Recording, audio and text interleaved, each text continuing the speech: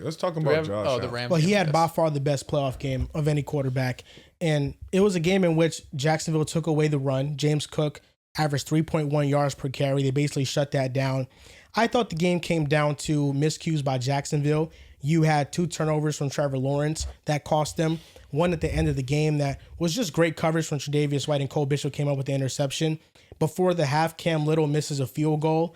That was big in what was a 3-point game at the end of this thing. Yep. That caused a big swing in this game. Them even getting the field goal off was a little, it was iffy as is, but. Ray Davis fumbling, giving the Jaguars great field position. And 4th and 2, they call a quarterback option, and Trevor Lawrence takes it to the outside. And I mean, if he doesn't die for it, it definitely feels like he would have gotten the first down, but he dove for it. His shin was on the ground. He got touched by a defender and he was just short. They got no points from that. Like going from having a special teams fumble happen and go your way and being in the red area and having no points, it's brutal. And then Josh Allen was just perfect. Like, I thought he made every throw possible. The receiver stepped up. Brandon Cooks, Keon Coleman had a good grab. Dalton Kincaid had a touchdown. Dawson Knox had a big catch as well. They're awesome. And I think Sean McDermott deserves a lot of credit. We often criticize him for his defensive performances against Patrick Mahomes. And maybe it's a little bit overcritical of him instead of giving Mahomes praise, because Sean McDermott is one of the best defensive play designers in football when it comes to defense. People forget that he was the defensive coordinator for the 2015 Carolina Panthers team that went to the Super Bowl. Like, that was Sean McDermott's defense, and that's how he got the Bills job.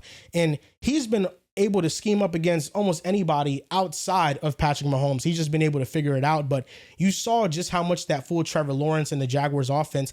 They weren't really able to get going. And it gave me a lot of confidence in Buffalo moving forward, because it just doesn't feel like any team has a strength that they're really weak in. Like, run game, you look at Jacksonville. Like, Jacksonville, best rushing offense left in the playoffs. The Bills got them, and that wasn't enough to beat them.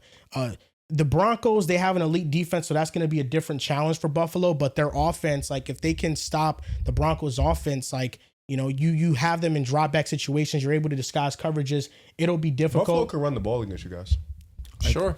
I think that's possible. Yeah, they might have an easier time against Jacksonville. Like Buffalo has a lot of advantages going their way, to where, after beating Jacksonville, because it felt like that was really the toughest team on the road, at least in my opinion. Like, I thought the Jaguars were the best team in the AFC. If they can beat them, it's really who can't you beat at that point. The Jaguars weren't a regular wild card team. They were a 13-win wild card team. They were awesome. They were an elite team on a 9-game win streak going into the postseason. They were awesome. Yeah. I'm not going to say I'm you're just wrong. curious on your thoughts on what he said. So you smirking. Just curious on your thoughts. Best team he said in the AFC. They beat you Well, guys, again, too. like I said, Joel has gone through his phases with the AFC teams, and he's well That's aware fair. of this. That's a fair I don't need point. to reiterate it unless he wants me to, which I won't. Jaguars, I thought, were the better team coming into this game. Mm-hmm. I was in the similar belief. My thoughts on this game were accurate. I thought that the Jaguars would stop James Cook. They did. I thought Parker Washington would play a huge part in this game. He was. He had over 100 yards receiving. He was excellent. It was just a matter of the drastic difference in level of quarterback play. Josh Allen showed once again why he is the best quarterback in the National Football League. He was perfect. Anytime you asked him to come up with a big play, he came through time and time again yesterday. And Trevor Lawrence, the first interception was horrendous. Second interception, I don't understand forcing that throw there in that situation. First throw on your drive, you turn it over, game over. I don't know. That's just not what I would have. That's not what I would have thought what the play would have been. Nevertheless, you have to give credit to Buffalo because they are not the better team. They had the better player, and it showed. You give credit to their defense, 100%. I agree. McDermott drew up a great game plan, and it made Jacksonville look the most normal it's looked in almost 10 weeks. I am nervous for this game. I would be lying to you if I said otherwise, because Josh Allen is in one of those modes, and this pass defense has been great for weeks, and it showed that this past week. Parker Washington just continued his hot streak. I think Parker Washington is a legitimate good player in this league, and I think he's found a role with the Jaguars offense, so much so that it wouldn't surprise me. I think there's multiple ways that the Jaguars can go about their team next season. Me being a guy that wants Travis Hunter to play wide receiver, I hope this doesn't happen. But I think with their hole at the cornerback position, it wouldn't surprise me if he played more corner next season because of the luxury they have of BTJ, Jacoby Myers, and Parker Washington. I think that I want Travis Hunter to play wide receiver and make BTJ expendable. Get some assets for BTJ because Travis Hunter is a really talented wide receiver. You're out on BTJ? Wait, trade BTJ? That's what he said. Yeah. So I think I would trade BTJ because you can get something for him, and I think Why? that you wouldn't pay him. because I think you have 4 receivers on this team, and I don't think that that's necessary right now. They have 3 years left with him on a rookie deal. If you get a Now, first wouldn't it round be pick 2 for more? him, you'd keep him. They're That's not getting no first rounder. Well, I'm you just know, asking. under those That's what I'm I think circumstances, Buffalo would send the first round. under those circumstances, maybe potentially, but I think BTJ I've seen plays. teams say can't call him in the first round. You know what I'm saying? Like, Joe, I Stop, think stop, he stop. plays a very valuable role within the Jaguars offense that has allowed it to also play this well. But Travis Hunter also would come in. Jacoby's pretty good. and I also think I don't think BTJ would or should request a trade going into, I guess it's year 3, but like eventually he's going to want to get his. He's not going to want to be just sacrificial X receiver getting 700 yards. He's Well, going to he didn't have a bad season. It was a rough start, and It he was figured a out very later. disappointing season. Yeah, but I think next year you allow him grace to bounce back. He's still a phenomenal talent. He's Yeah. going to make your football I'm team still- better. I'm still- there you know, are 2 I have a lot wide of faith receivers still. that disappointed more than any other: Lad McConkey and BTJ. I just feel like you look at the Jaguars and look at how they got torched by mid receivers. Travis Hunter got to play full time. That's what I said. agree.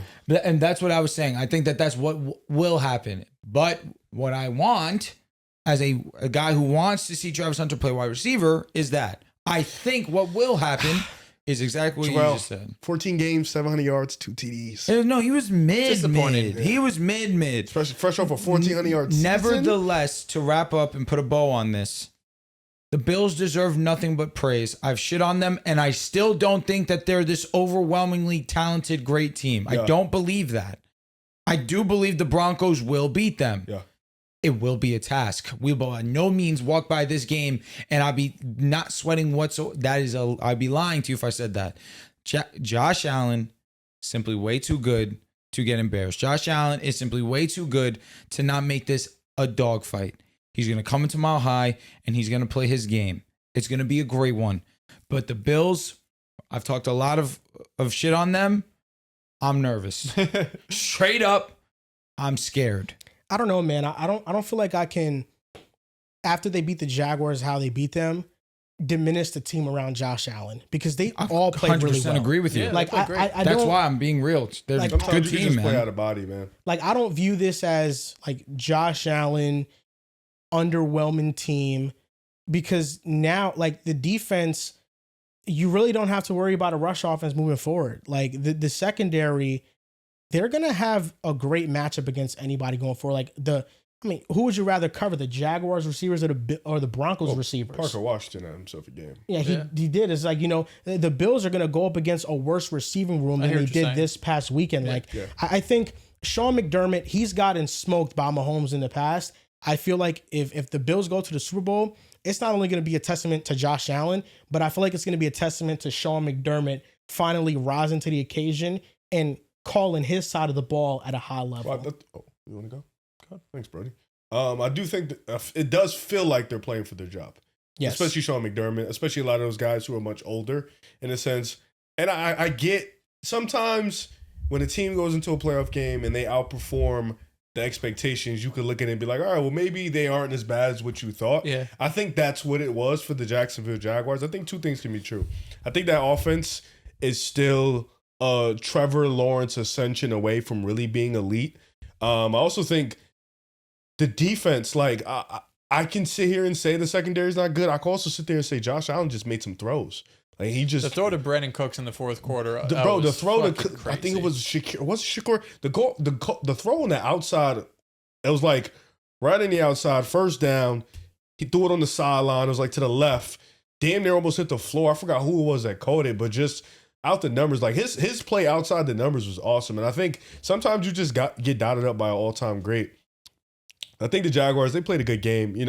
Like you said, there was a lot of mistakes on their end that they could have changed. But in the fourth quarter, Josh Allen just had 2 perfect drives that I think changed the game, and the Jaguars didn't. They had 4th downs that they could have stopped, and they didn't. You had the tush push that went 10 to 15 yards, which was nuts. Me and you were talking about it. It felt like weird that they didn't take off more time off the clock, but they should have. You had 3 timeouts. You had a 1st down. He was on the 2-yard line. I said knee it and kill 40 seconds, then push it twice, in. and then just get it in there. I was like, we trust our defense to get a stop. Yeah, and I was like, and I think that was a wake up moment. Like, bro, you've played great all year, or you played great all game.